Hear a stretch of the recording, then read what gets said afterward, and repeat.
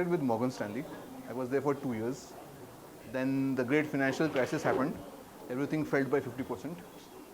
Then I moved to ICICI Prudential Life Insurance, as a life insurance part. I managed funds there. I was there till 2020. Then I moved to Reliance Nippon Life Insurance. Again, then I moved here. So I've been investing since 2006. I've seen two big falls, the 50% fall of 2008 and the 30% fall of March 2020. This is the next one now. The beauty of the fall and why the fall happens is because nobody knows that fall will happen. It's the unknown unknowns, right? What you don't know, right? And that because it's a disease which nobody knew what can. If we knew it, we would not let it happen. Yeah, we knew we would not let it happen, right? So, but the good part is we have come out stronger in both the cycles, right? We have in fact come out stronger with the. If let's say in February 2020 somebody told us something like COVID would have happened and everybody will be stuck at home, you would have said the market will fall by 100%, it will be wiped out, right? But nothing happened, right? We did it. And thank God we have technology, we have medical technology, we have other kind of technologies. All businesses were running up, in a day or two, and it's happened because of technology. Everybody could log in to the laptops and work, and we had all meetings. Some businesses were running during the lockdown. Yes, sir. We didn't stop a single day. Yeah. Working all the time. No business. Many businesses continued. Insurance and investment, everything continued. Not, there should be three chairs for the engineers. And the guys who did it. And the engineers did it. And the fact is, today there are business models which are completely running from home. The CEOs are working from home. They don't want an office, right? So yes, we are in a new world, new opportunities, and congratulations to you guys for starting this. This also reflects where India is now. Now people are aspiring, and to fulfill aspirations, you need to invest, you need to grow, and India is offering us this opportunity. So Sumantha, if somebody has to park in incremental money, so we are recommending either STP for all cap, which is multi-cap strategy, or we are recommending multi-asset. So what are your views? How should incremental money should be deployed? I understand it's a function of risk appetite and age as well. STP is a very good thing. STP across the cycle, right? I know people who have started SIPs long back and they don't look into it again, right? And India is giving you that opportunity, right? And then why not let it go? Why do you want to let it go? It's such a brilliant opportunity India is giving. Why do you say STP? Because you're not taking a market call. When you do an STP, the market will go like this. At every point you have some investment. You are not taking a call. Evening it out. You're evening out. And when the market goes up, all that dots, they all go up in the same way. And when that happens, that is when you benefit, right? Because that's how it is. You're eventually taking a call that Indian GDP will grow by a certain X amount. That is the presumption. That's the presumption. The GDP growing, which is an assumed Fact. fact. STP would be a better option. Yes, absolute. He will explain. So systematic transfer plans. So we have been doing it since day one. But one of the news items over there is about STP plan of ours only. That when we started in November 22 and markets went down from December to May. And it went down by around 10%, but our portfolios were up by 5%. Because of the simple reason we got money allocated through STP. So what happens in STP, you initially park money in liquid fund. From liquid fund it flows into respective equity funds on a weekly frequency for say 3 months or 6 months. So initially we were doing it for 3 months, now we are doing it for 6 months. So the idea is, as Sumantha rightly pointed out, your money, your costing is averaged out. So one way can be SIP, but SIP is for long term like 5 years, 10 years. This is for slightly shorter term, and because also you can do it on weekly basis, so there is better cost averaging. So that's the STP. Sumantha, if you can just tell us a little bit about relative valuations among large, medium and small cap, and what are your views about all these three categories? Why I'm asking this question, because unlike other players who get you invested on sector allocation, etc., we do a market cap allocation. We follow a strict multi-cap strategy where we will have large, medium and small cap also. I think it's a good strategy to follow, right? Because see, any idea will have benefits in the large caps, mid cap and small cap, right? So let's look at a theme which we have a power kind of thing. It will have players across the different value chain which are benefiting, right? So you take benefit from everybody. Why? And valuations, yes, valuations are slightly on the higher side. If you want to be a bit conservative, you're not. I will not fault you for that. But let's understand, if next 5 years goes as we had assumed, as we are assuming today, then I don't think, there might be a few months of here and there that we cannot predict in the market, but you will be in safe hands. So fan sitting is not an option. You should be in the markets in a cautious manner. Yes. Can you recommend the proportion of the large medium cap and small cap? I think you just go equal weighted somewhere at this point. So we follow 40, 30, 30. Sumantha, I have only one question. I have worked in L&T like years ago. And in L&T, we were giving ESOPs. The ESOP was given at 2. The share is around 3,000 or something. So I sold some of the shares and I put it in the market. And then every day up and down. Just put it there. This is growing, that is not growing. And this checker, we are having sleepless nights. But how you are factoring case like Bangladesh? See, we are always thinking that India will grow, but we also know if tomorrow Modi goes and somebody else comes and is distributed as they are saying, then what is going to happen to the market? Are we discounting that or not? That's my question. See, the point is, you're not only taking a call that certain work will happen, you're also taking a call that the individuals of this country think in some way, right? We have such amazing institutes, right? We are benefiting from those institutes. The entire IIT crowd out here, and there are so many other engineering colleges. And I'll just make one small point over here. So if you look at, and because it's about politicians and all, we get attached to politicians because of our emotional biases and all. 10 years of UPA versus 10 years of NDA. So 1% higher returns during UPA time. In share market. So if you look at average returns of 10 years of UPA, whatever be the reasons, I'm not going into the reasons. But the point I'm trying to make is, India's story is strong with or without anybody. Anybody comes, Probably it can be slightly better, but with or without anybody, India's story is very strong. Party agnostic. Party agnostic. Because our average consumption of anything you look at is we are much lower than any global economic standard. So the domestic consumption is going to be so many times as we really. India's, see, one good thing is when you guys passed out from your institutes, you guys built something that is benefiting us. Now that population of 25 to 30 years is huge, and they want to do something. They want an iPhone, they want something, they want a good house, they want to, and then Risk appetite is so much. and they want to work hard and they want to do something. I am sure he could have worked anywhere, any other company. He has gone in a way where he is building his own job out here, own company out here, right? So, enterprising nature of our country, right? J.R.D. Tata started that first steel plant, right? It is a simple statement saying, I can do it, I will not take it from outside. And that is what started, the textile mills started, and then we did everything ourselves, the IT industry. And one Britisher saying that I will eat every ounce of steel produced by Indians. And then eventually somebody making the comment, after inauguration of the steel plant, he won't be able to do it. No. Why So forget? maybe we can get 2 questions from the crowd.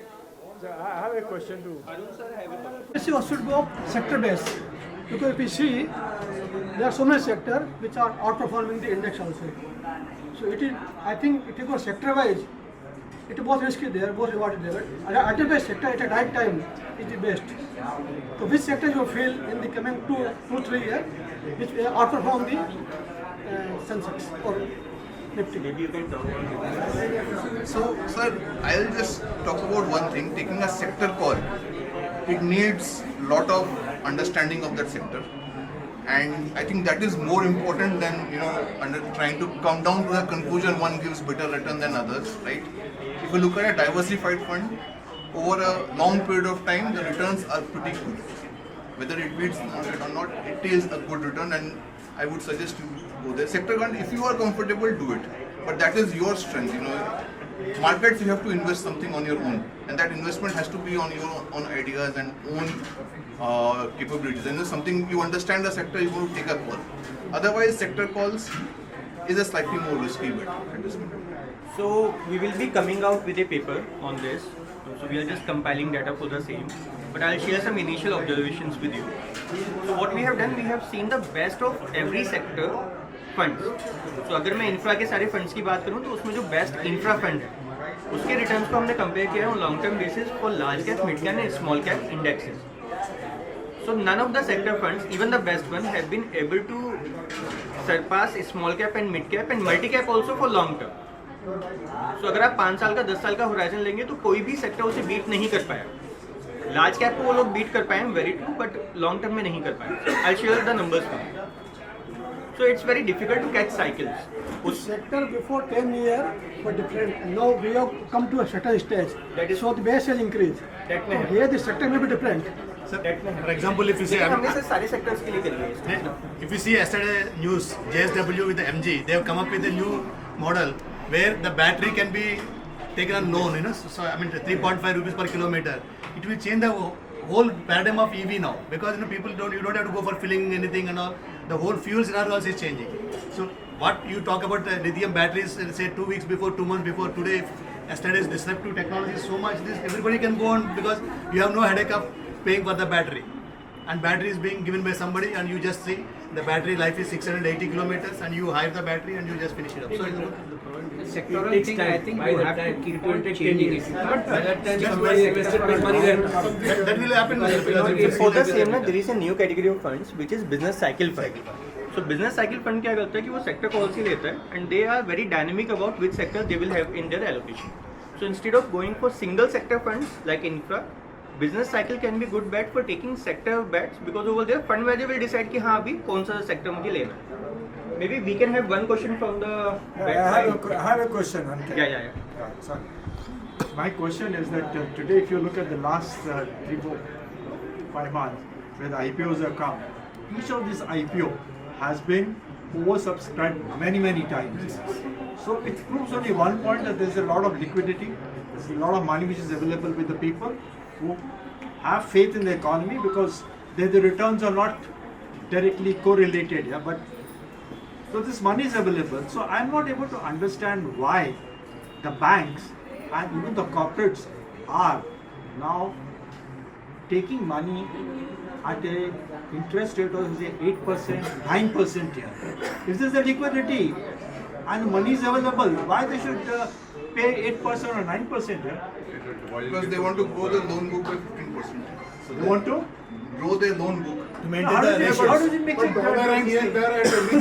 No, I think What he is saying is they will get at a cheaper rate. They should because get there a is- cheaper rate people because are- the liquidity is but there in the people are not market. ready to give at. Everybody cannot go to market to raise The the reverse repo rate has been hiked by RBI. Yeah, I know. Right. So that is the benchmark. Yeah, I know that's the benchmark. Yeah, once upon My 20 question years is back, why we used to have get they 15%. why is that done? Isn't there so much liquidity in the But market? everybody will not go to market to raise the Actually, funds. it is a demand and supply situation. The loan Supply is requirement more. is much more than the banks have the deposits.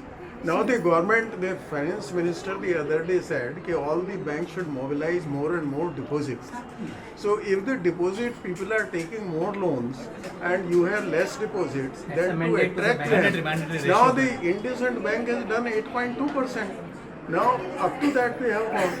For senior citizen they are giving so many benefits. So it will happen. No, this is my question. Now, money is available with the people who will invest either in the FDs of the bank or into the market. Am I right?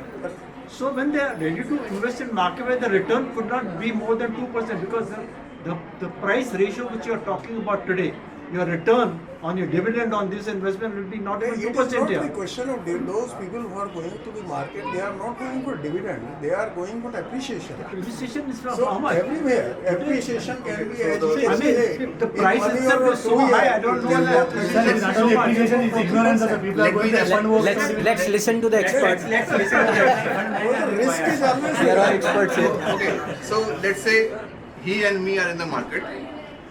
He is buying a stock, I am selling a stock. So let's say I sell the stock. So money from his bank account goes to me.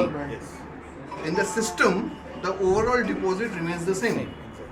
So just because people are putting more money in stock market, doesn't matter that it doesn't mean that Banks are still there in the. yeah, but I mean, if I buy more, let's say a company is doing IPO, so I'm giving that company some money, so it's going into company's bank account because it's still within the banking system. Banking Really, system ownership is changing. Ownership is different. No, the It's overall like bank this, yeah. Banks are the. kitty remains the same. Bank. So the point out here is that last few years, there has been some liquidity has been RBI has kept the liquidity slightly more tighter, right? Our flows have been okay, right? Because trade deficit is also slightly big. So when dollar comes, then probably deposits have a positive, right? And then you see cash in circulation is also slightly going up. So all this. So if the cash in circulation is going up, then you have to pay a higher interest rate to attract that money back into the system. So that's why it is happening, right? And RBI is also inflation was higher. RBI wanted to do the economy to reduce, not to come more money in yeah. the So market. then they have increased the interest rate so that what happens? People whatever money they have in their hand, They will put into the bank, and then it is used for good purpose, and it's not increasing the inflation. So this is where the economy But is. do you think that at a later date, when this money is going back in the hands of the people, will that not get reflected as a higher inflation? I'm not spending it today, but I'll be spending it 2 years See, as later. long as so this it as just long gets as shifted. That's all. Supply comes, then probably the inflation will never go away. There is always a demand supply gap. Yeah, so it will be 3% or 5%. What is that we can tolerate is the question. At this point of time, RBI wants to bring it down to a much more tolerable amount, and rightfully so. That is what is required. And that's what Some they- inflation is necessary. Yeah. We can't be stagnant. Otherwise, there is no See, it's growth. like Yeah, this, some yeah. inflation has to be there. I'm talking from the engineer's point of view. If you want to walk, right? If there is no friction, you can't walk. You'll slip. Yeah. There has to be a minimum friction Balance for it to walk. And if there is too much of friction, then you will slip. So everything has to be at the right proportion to Otherwise you go ahead with it. But Japan and they are offering Sir, my question to you is, 1% of the rate. so far we have Today been you are supposed to talking pay on them macro for level. keeping your money. At macro level, you have little interest to, I think all of us are retired to us. So macro level is not important. Some micro level with your knowledge and all that, if you can pinpoint some good avenue for investment, it will be very nice. I think Either some by specific some fund or some he stated stock. what all of us are thinking in mind, but not vocalizing it. He is there. I am senior here to everyone. Yeah, that's right. See, if you want to invest in, I mean, ideally people say after a certain age equity portion should be less, but people have made money, so I don't want to, stop you from doing it, right?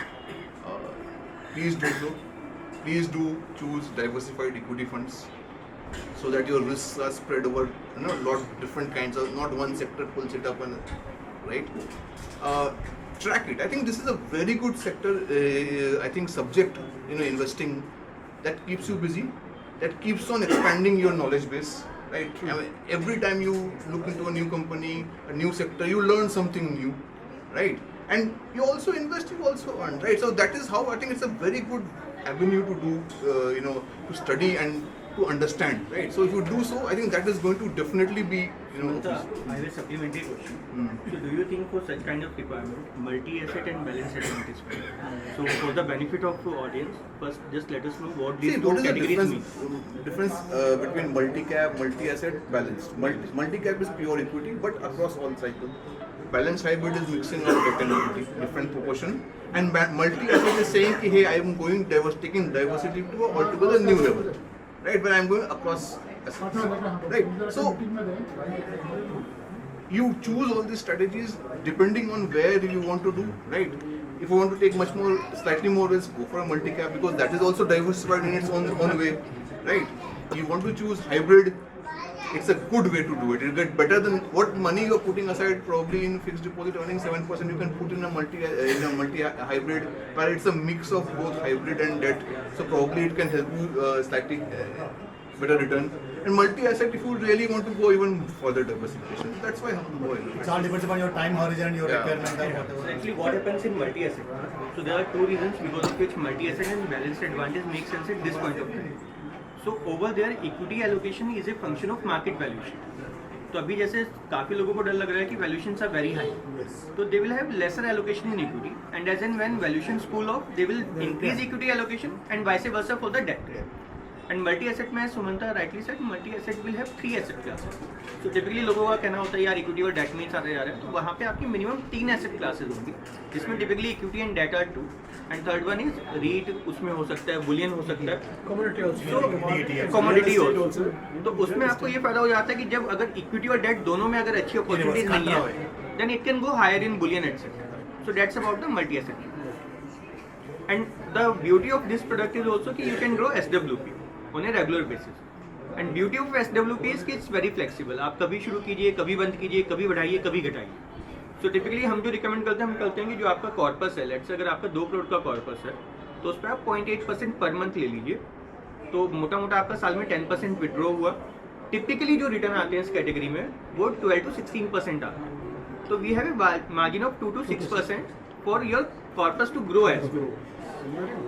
I have one question. In case of SWP, suppose you are investing for say 10-15 years.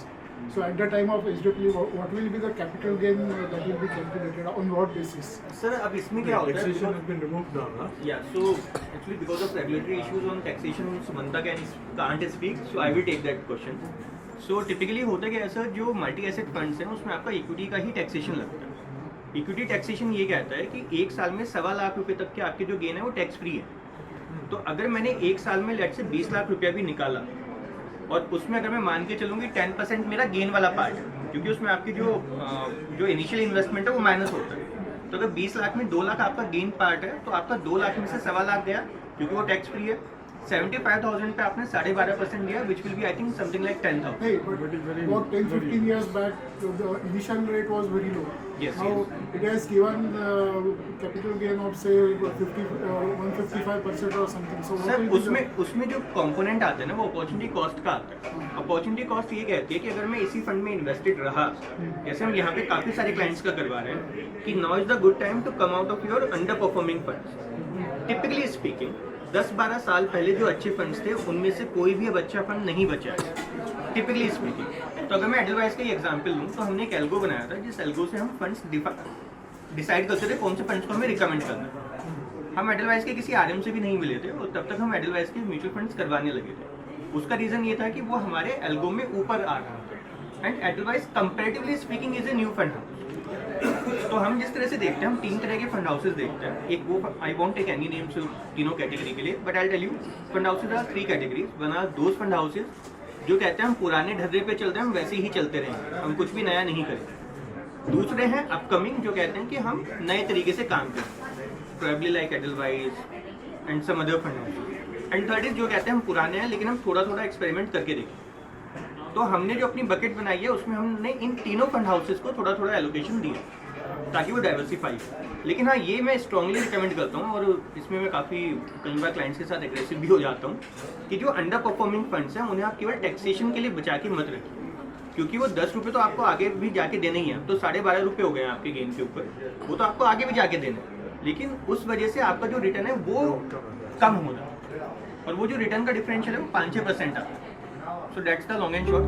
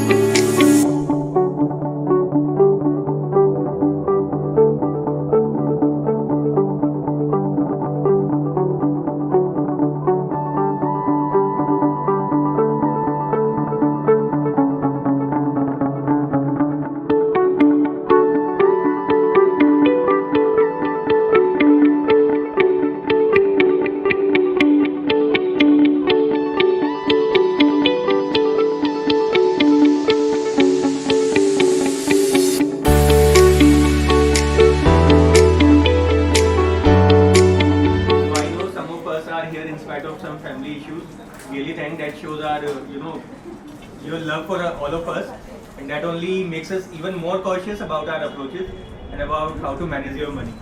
So I always say that it's an honor that at such a young age we manage people's lifelong savings. मैं उसे मजाक में इस तरह से भी कहता हूँ कि जो पैसा आपने ज़िंदगी भर खून पसीना बहा के कमाया है उसे हम बताएंगे कहाँ इन्वेस्ट करना है. But on the back side of my mind, I'm always very cautious of this fact कि जो लोगों की lifelong savings हैं, people trust their lifelong savings with us.